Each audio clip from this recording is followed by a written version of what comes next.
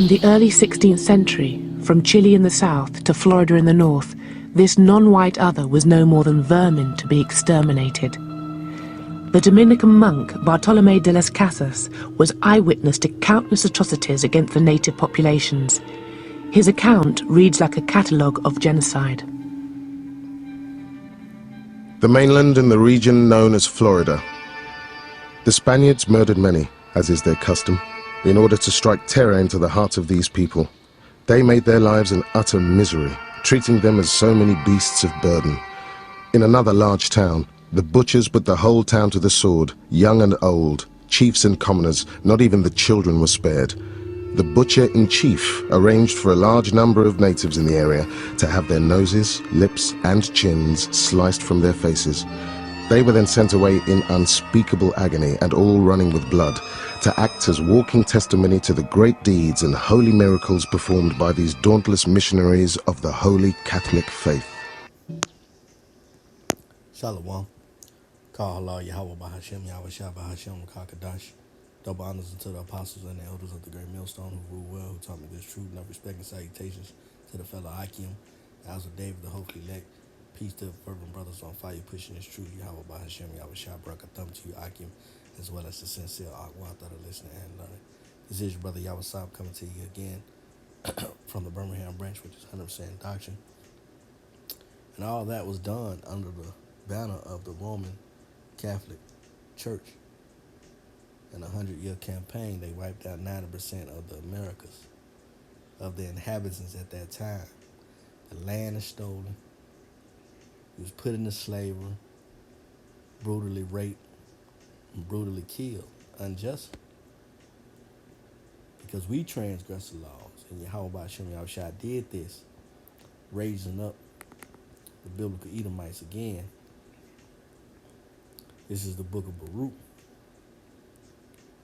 chapter 4, verse 15. It says, "For he hath brought a nation upon them from far, a shameless nation, and of a strange language, who neither reverence old man, nor pity child."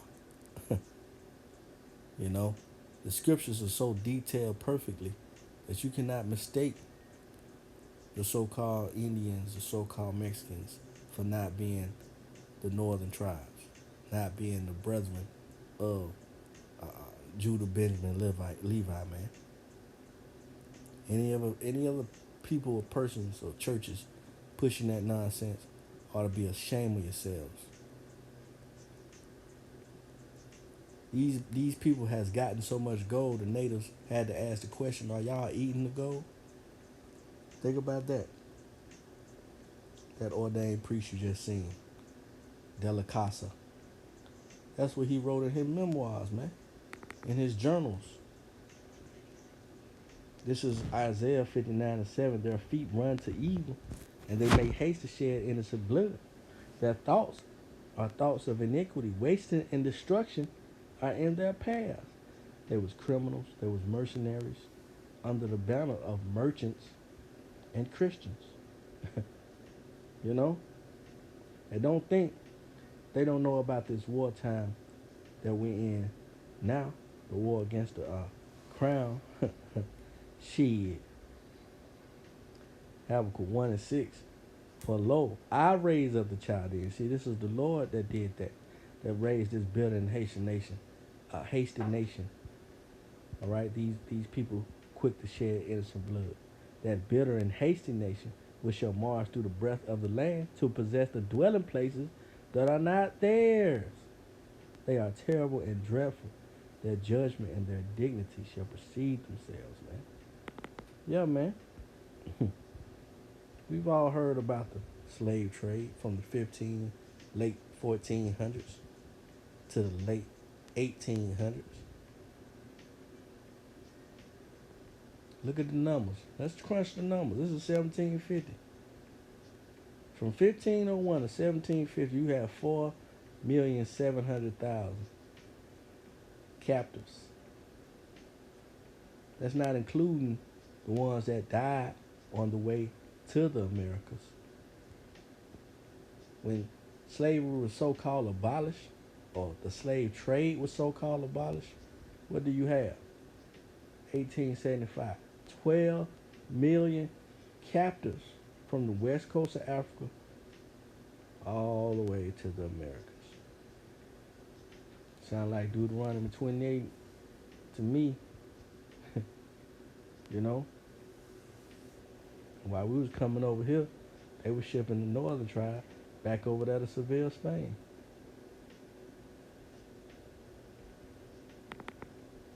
Let's go back to Baruch chapter 3.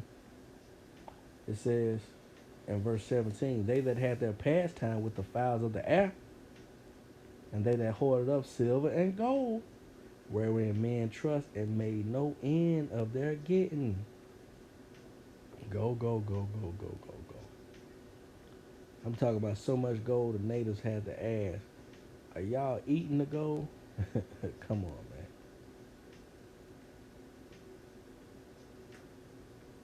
Come on, man.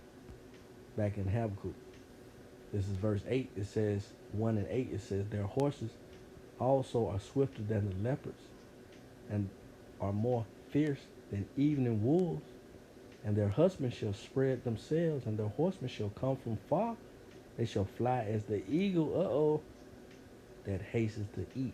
The mascot of America is who? The eagle. Point blank, period. They shall come all for violence. They didn't come for peace. So what you think YAHAWASHI coming for? He coming with open arms? Or he coming as an angry so-called black man on top of a chariot? It says, they shall come all for violence. Their faces shall suck up as the east wind, and they shall gather the captivity as the sand. Therefore you have what? Over 12 million. And that's just, hey, this is just what Esau tells us, right? He also told us that 6 million of them died during World War II. You know, when it seems like their numbers increase. Hey, but let everybody be a lie, man, the Most High, the truth. Reports of Las Casas caused enough unease for the Council of the Indies, the Spanish administrators of the New World, to call a debate at Valladolid in Spain in 1550. The debate concerned not just the mistreatment of Indians, but whether they could be categorized as human at all. In contest with Las Casas, the champion of the native populations, was the Jesuit Juan Ginés de Sepulveda. By this time, the Spanish have been in the Americas for about 50 years. And during that time, the brutalities carried out by the conquistadors had reached such heights that it caused some alarm. And out of that context came this particular debate. On the one hand, there was this idea that the Indians had souls, they could be Christianized, and they should be treated not as servants, not as forced laborers, but as people under the protectorate of the Spanish. On the other side of the debate was the idea that perhaps these are not people with souls, perhaps these are people who are natural slaves. And in that context, they could be coerced to produce labor. What Las Casas wanted to do was to change the policy of the Spanish crown towards the Indians. So paradoxically, he was able to get slavery of Indians banned. That's something which the Spanish crown bans, outlaws, and by 1542 the laws have been changed to ensure that there can no longer be Indian slaves. But Las Casas also suggests that the labor shortfall in America can be made up with black slaves from Africa, which I think he later regretted, later in life. It's a key moment insofar as the reflection on the system that produces race is there in that debate.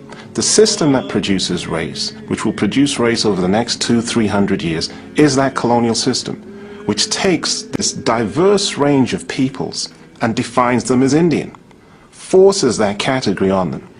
And it's in that context that you begin to see two things that go hand in hand with the development of racism. On the one hand, the institutions that keep in place exploited populations, oppressed populations, and in that context, the debates that then take place as to what kinds of populations they are. These debates begin with lawyers, they move to anthropologists, and then they move on to biologists, always debating within that context of colonialism, which fixes those people as objects of investigation. there you have it, man. The dispute. It didn't cause too much alarm that they was cooking babies, dissecting human bodies, sending them to Seville, Spain, not only having a dispute about this, but realizing that their brother, Judah, the southern tribe, was at the west coast of Africa. And that brings us to what? Jeremiah chapter 55 and verse 33. And it reads, Thus saith the Lord, YAHAWAH, YAHAWASHI of hosts, the children of Israel and the children of Judah were oppressed together, and all that took them captives held them fast.